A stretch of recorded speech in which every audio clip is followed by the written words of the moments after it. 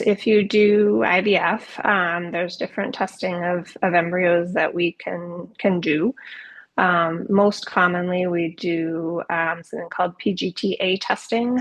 That's an extra step in the IVF process where we would biopsy the embryos to see which embryos have chromosome problems and which don't. Many embryos look fine and normal to us in the petri dish, but have underlying chromosome problems such that they're not going to make a successful pregnancy.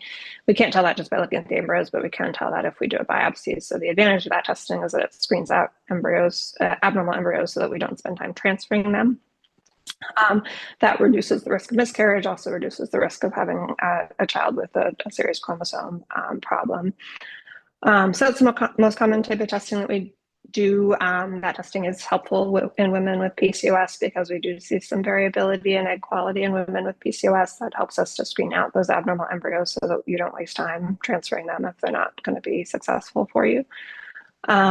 There's other things we can test embryos for. If you both carry a gene for the same recessive genetic condition, which is usually something that we would screen you for at the first appointment, then embryos can be tested for those individual conditions. If there's a structural arrangement in your chromosomes that's causing multiple miscarriages, that can also be screened for in the embryos.